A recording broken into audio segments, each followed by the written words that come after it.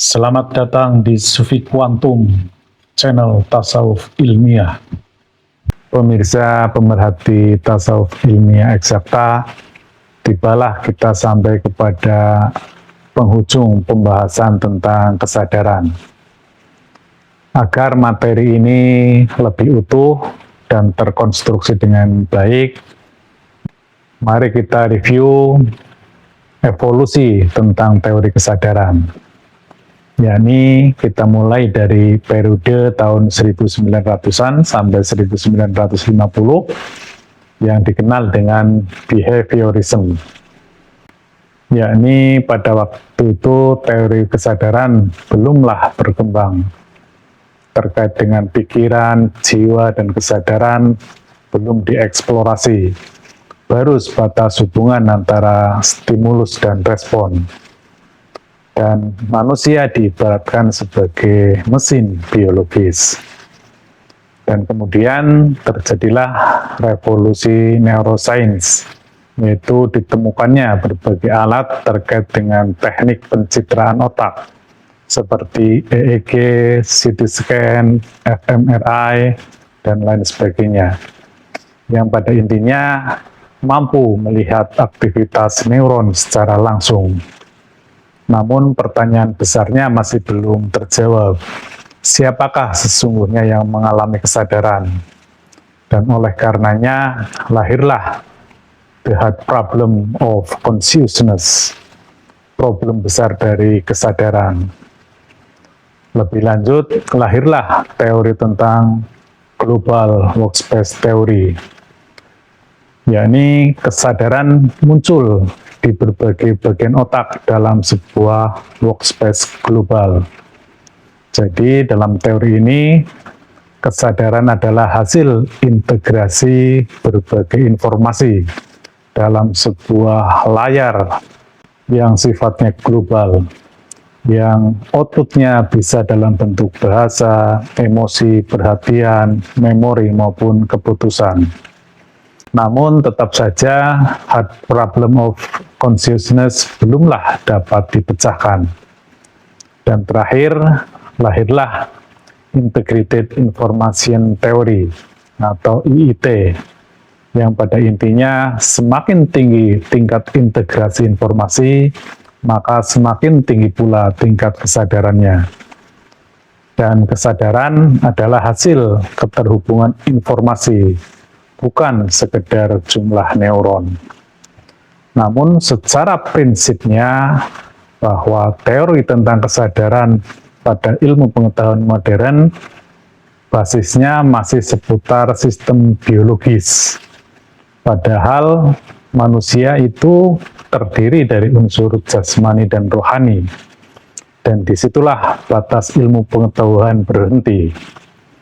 Atas dasar hal tersebut, maka tasawuf ilmiah eksakta menyampaikan sebuah hipotesis atau tesis besar tentang pseudo rumah kesadaran, atau mirip sebagai pseudo workspace kesadaran.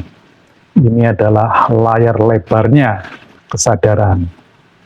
Namun coverage-nya sudah lintas dimensi. Kalau workspace teori ini dimensinya masih dimensi dunia, sedangkan pseudo workspace kesadaran sudah lintas dimensi.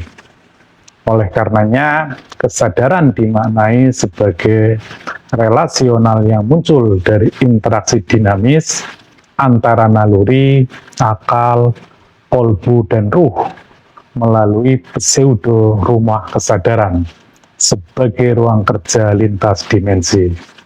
Inilah tesis besar yang kami sampaikan.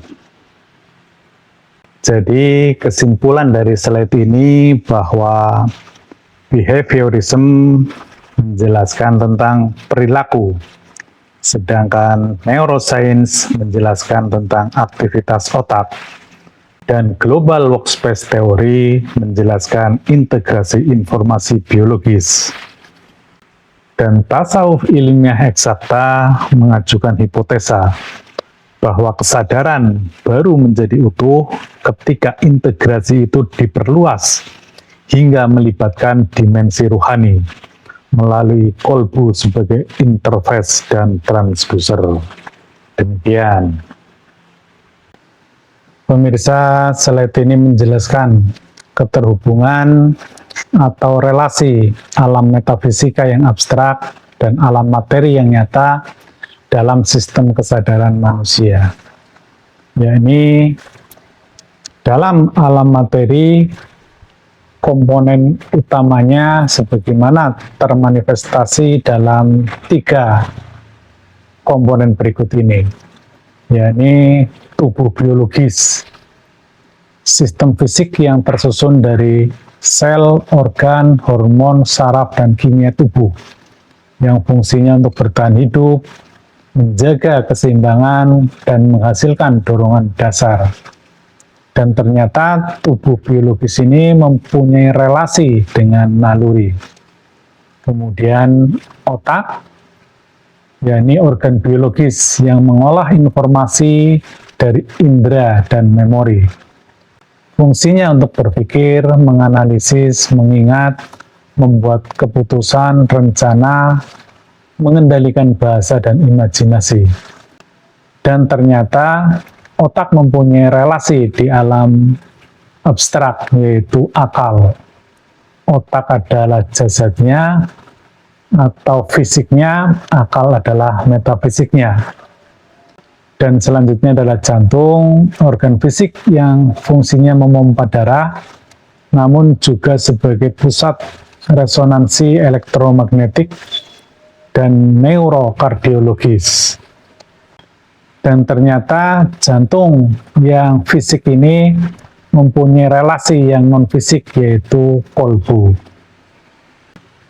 Kalau saya jelaskan di alam metafisika, alam abstrak ini, alam tempat berinteraksinya unsur-unsur yang abstrak, maka otak termanifestasikan dalam bentuk akal, dan tubuh biologis termanifestasikan dalam naluri, dan jantung termanifestasikan dalam kolbu.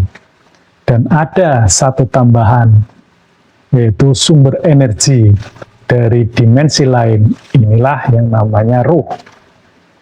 Dan keempat komponen ini berinteraksi dalam sebuah pseudo rumah kesadaran, atau rumah kesadaran yang maya, atau bisa juga disebut sebagai pseudo workspace kesadaran, yaitu ruang interaksi lintas dimensi, tempat ruh, kolbu, akal, dan naluri saling bertukar informasi, sehingga melahirkan pengalaman sadar yang kita kenal sebagai aku. Sebagai contoh proses relasi lintas dimensi, yakni semisal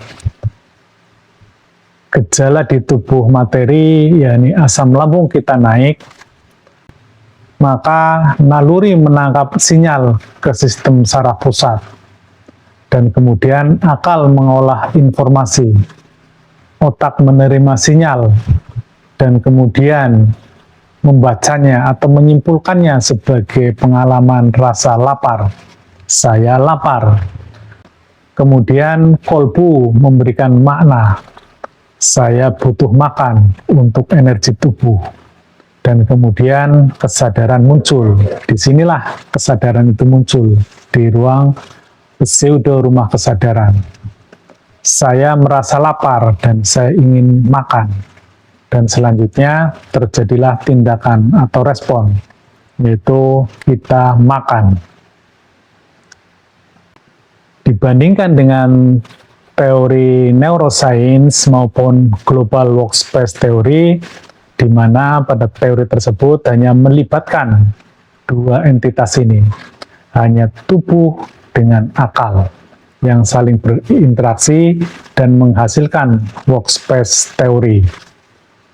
Namun, dalam konsep tasawuf ilmiah eksakta melibatkan 4 unsur, yakni ruh sebagai sumber energi dan kehidupan, akal sebagai pemroses atau penafsir, kemudian naluri sebagai pendorong dan eksekutor, dan kolbu sebagai interface atau transducer.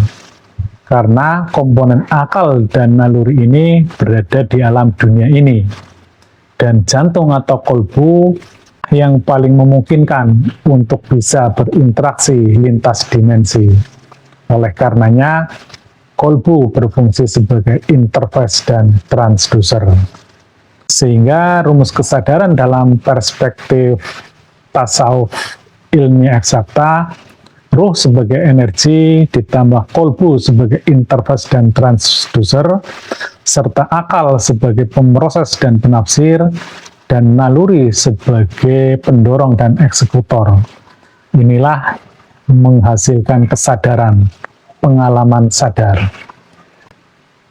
Inti dari pemahaman ini bahwa kesadaran bukan dihasilkan oleh salah satu komponen saja, tetapi lahir dari relasi dan interaksi lintas dimensi antara ruh, kolbu, akal, dan naluri.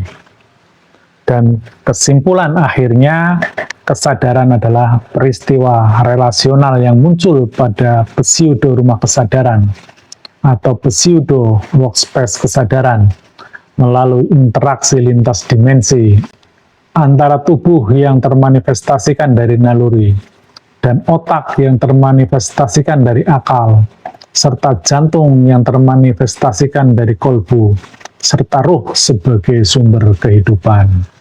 Demikian. Terima kasih atas kunjungan dan atensi Anda. Kiranya berkenan mendukung channel ini dengan like, komen, subscribe, dan share. Jangan berhenti di ruang Anda.